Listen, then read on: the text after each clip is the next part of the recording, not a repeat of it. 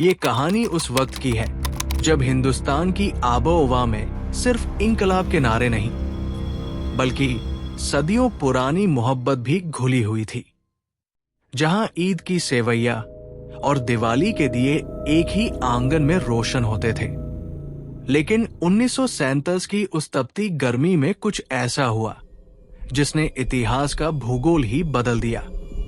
आजादी तो मिली, मगर उसकी कीमत चुकाई उन मासूमों ने जिनके लिए मुल्क का मतलब सिर्फ अपनी गली और अपना कुआं था। एक ऐसी लकीर खींची जाने वाली थी जो सिर्फ जमीन को नहीं, बल्कि रूहों को दो हिस्सों में चीरने वाली थी।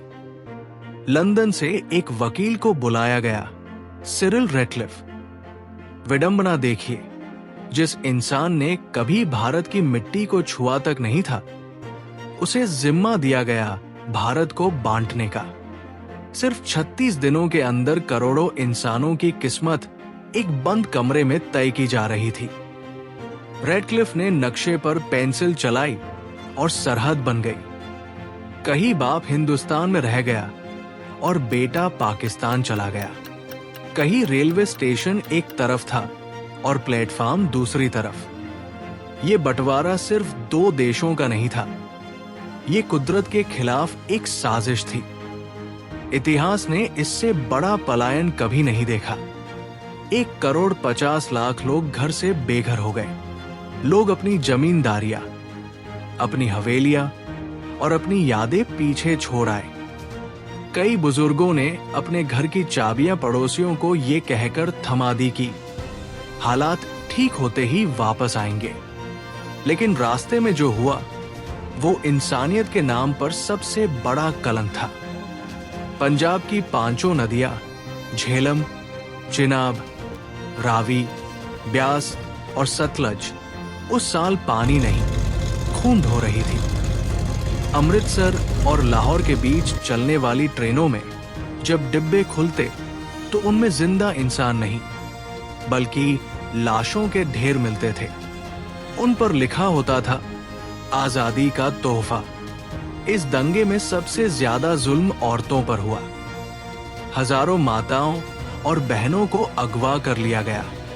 कई परिवारों ने अपनी इज्जत बचाने के लिए अपनी ही बेटियों को जहर दे दिया या उन्हें कुओं में कूदने को कहा। रावलपिंडी के थुआ खालसा गांव का वो मंजर कौन भूल सकता है, जहां 90 से ज्यादा महिलाओं ने एक साथ कुएं में छलांग लगा दी थी। बंटवारा सिर्फ 2 मुल्कों का नहीं था, बंटवारा था उस भरोसे का जो सदियों से कायम था। मासूम बच्चों की आंखें आज भी उन गलियों को ढूंढती हैं जहां वो कभी बेखौफ खेला करते थे। आज 78 साल बाद भी वो जख्म पूरी तरह भरे नहीं हैं। सरहद के दोनों तरफ ऐसे लोग हैं जो आज भी आधी रात को जाग जाते हैं। उन्हें अपने पुराने घर की लकड़ी की महक आती है।